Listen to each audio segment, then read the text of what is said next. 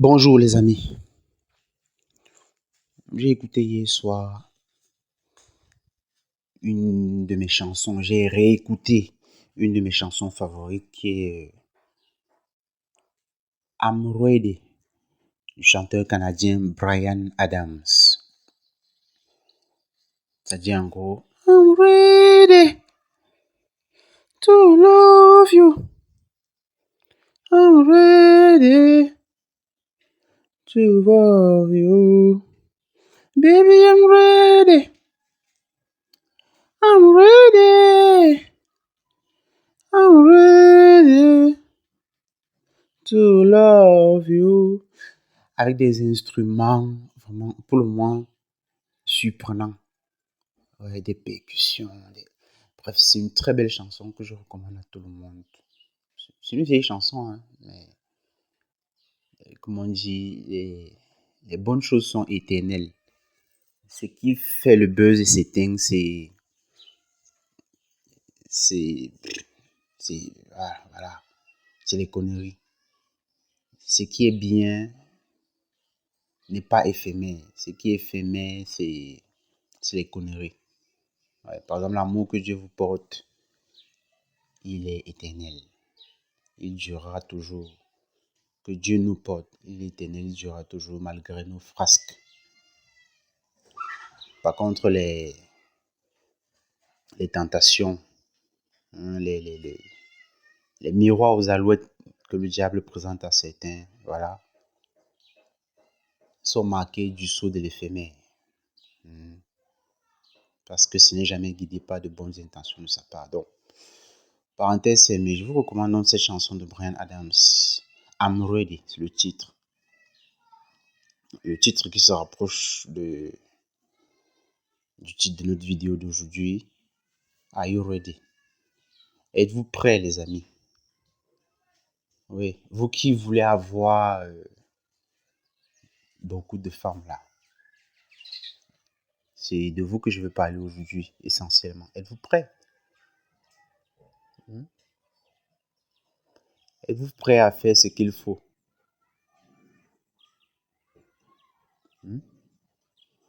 Donc déjà, il faut qu'on commence par mettre les choses au clair. Il ne s'agit pas ici de décourager qui que ce soit d'être polygame. La polygamie, pour ceux qui m'ont un peu lu sur ma page Facebook, savent que je suis un fervent partisan de la polygamie. Tout simplement parce que c'est un droit de l'homme. L'homme en tant que personne de sexe masculin. C'est un droit pour nous. Ouais, ça c'est incontestable. Bon, maintenant, il y a une différence entre posséder un droit et pouvoir l'exercer. C'est ça. C'est ce qu'on nous a appris en droit en tout cas. Vous pouvez être titulaire d'un droit, mais vous êtes dans l'incapacité de l'exercer. Vous pouvez avoir un droit, hein? Ouais, ça vous revient, c'est votre droit de faire ça. Mais cependant, vous ne le pouvez pas pour X ou Y raison. C'est de ça que nous allons parler aujourd'hui. Parce que être polygame, faut le dire, hein, c'est pas simple. C'est vraiment pas simple. Est-ce que vous êtes prêt à pouvoir gérer les sautes d'humeur de 3 ou 4 femmes? Parce qu'on sait, les femmes, je l'ai toujours dit, les femmes, en raison même de leur constitution physique et physiologique, sont sujettes à des sautes d'humeur. Les règles, les accouchements, tout ça, variations hormonales, tout ça, ça crée chez elles une sorte d'instabilité émotionnelle. Ouais.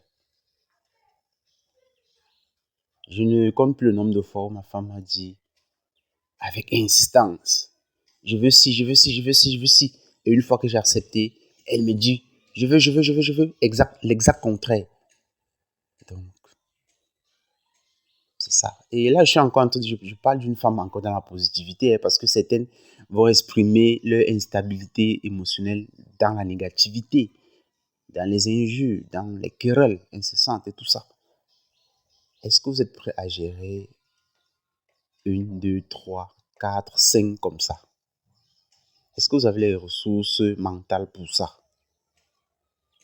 C'est une question qui mérite d'être posée, parce que le tout n'est pas de prendre, de les aligner là.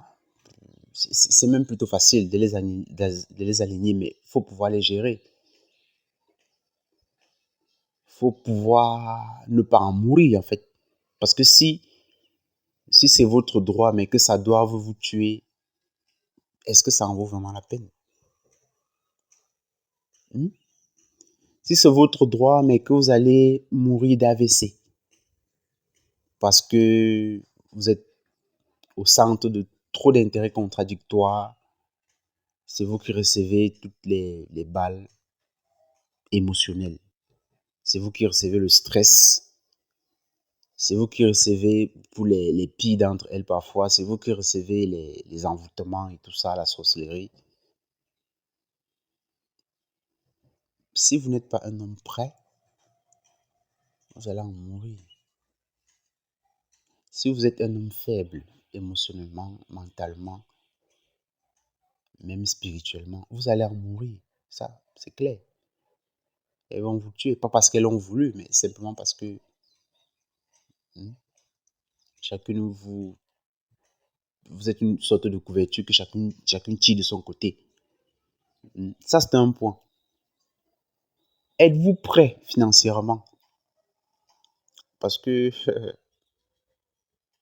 faut pas se voiler la face.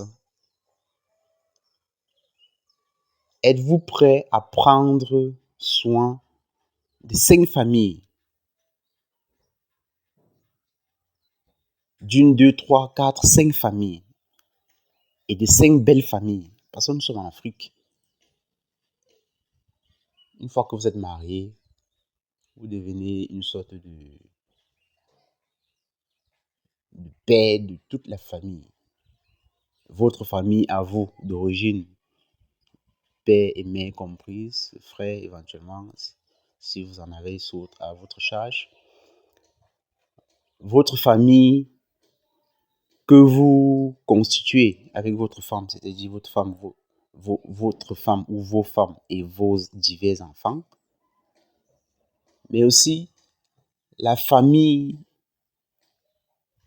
alliée, la famille par alliance, la famille de votre femme ou de vos femmes, les belles-mères, les beaux-pères, quand ils sont malades, quand ils sont en deuil, quand ils sont en difficulté, vous devez intervenir.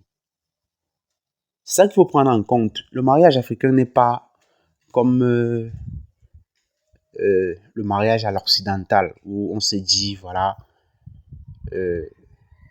nous sommes deux, voilà, deux individus se mettent ensemble et c'est tout. Non. En Afrique, lorsqu'on épouse une personne, on épouse la famille derrière. On épouse une famille, en fait. Donc, dites-vous bien que les membres de sa famille, sa mère, son père, éventuellement ses frères, ses petits frères, s'ils n'ont pas encore émergé, tout ça, s'ils sont encore sur les bancs, par exemple, vous, vous devez intervenir, leur donner un coup de main quand ils sont dans le besoin. C'est ça, en Afrique. Est-ce que vous êtes donc prêts pour ça? Parce que c'est beau, hein, c'est bien beau de ne voir que l'aspect sexuel. Oh, voilà, oh, oui, j'ai plusieurs femmes, le sexe, ouais. Le prestige, voilà.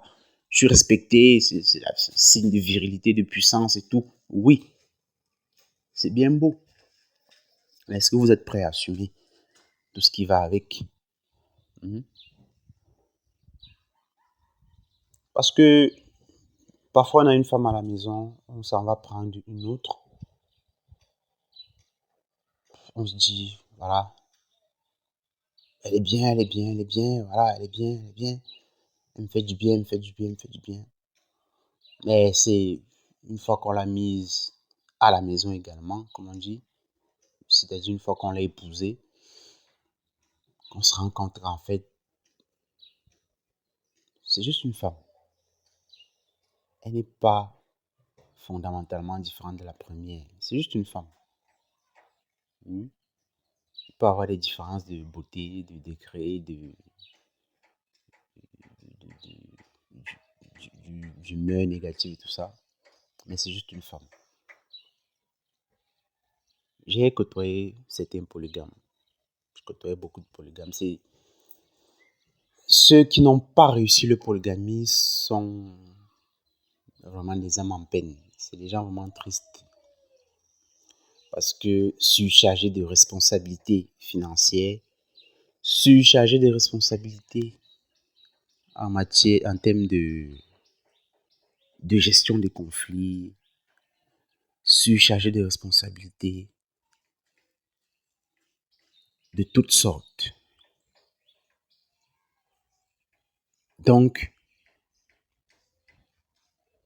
c'est des choses auxquelles il faut penser dans dans son projet de polygamie. Il faut y penser. Moi, je fais souvent le rapprochement entre la polygamie et la gestion d'une entreprise où il y a beaucoup de collaborateurs, pour ne pas dire d'employés, de salariés. Vous devez avoir des qualités personnelles en tant que chef d'équipe pour pouvoir gérer. Donc de tout ceci et d'autres encore, je parle dans un livre qui est déjà prêt à 90% et que vous pouvez précommander, oui, qui traite du sujet, qui traite des bonnes pratiques polygamiques pour, pour faire de son foyer polygamique un foyer où règne l'épanouissement. Donc, je vous tiendrai informé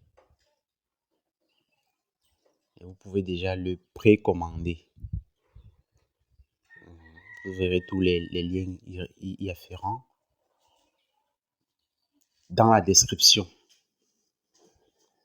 Donc, cher monsieur, s'il faut retenir une chose de cette petite vidéo de ce matin, c'est qu'il n'est pas polygame qui veut. C'est certes un droit de l'homme. C'est un droit, c'est notre droit en tant qu'homme. Oui.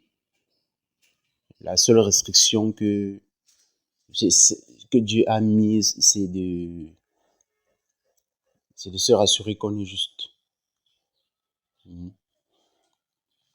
Il a dit, il faut faire un effort de justice.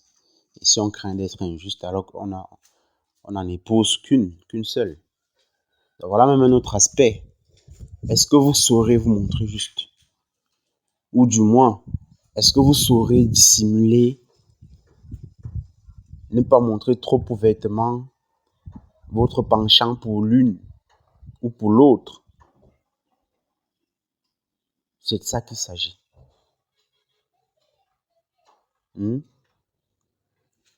Parce qu'il ne faut pas être injuste. Toutes sont vos femmes, désormais. Et vous devez les aimer, au moins de façon visible, hein, vous devez les aimer équitablement. Maintenant, il y a dans le cœur, forcément, il y aura des penchants. Mais il faudrait que ça reste dans le cœur. Est-ce que vous êtes prêt à faire ça?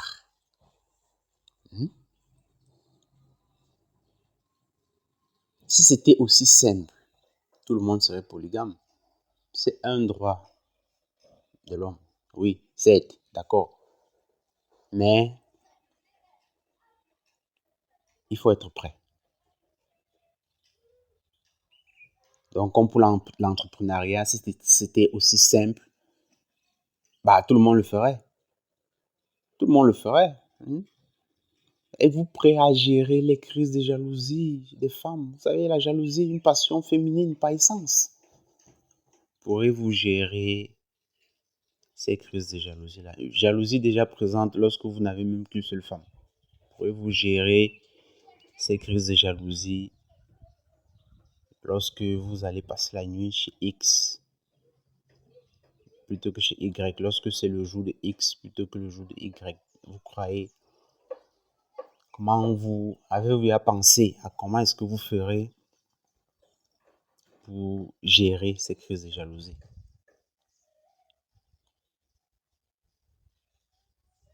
Donc, comme je disais tout à l'heure, je parle de tout ça dans un livre, dans un ouvrage vraiment pratique qui va vous apprendre à gérer vos foyers polygamiques et qui vous dira d'ailleurs si vous êtes fait pour ce genre de foyer, si vous êtes fait pour la polygamie. Parce que, comme je l'ai déjà dit également, c'est pas fait pour tous les hommes. Ça a beau être un droit de l'homme en tant que sexe masculin, mais c'est pas tout le monde qui peut exercer ce droit. Merci de vous abonner et de partager. Allez, ciao les amis.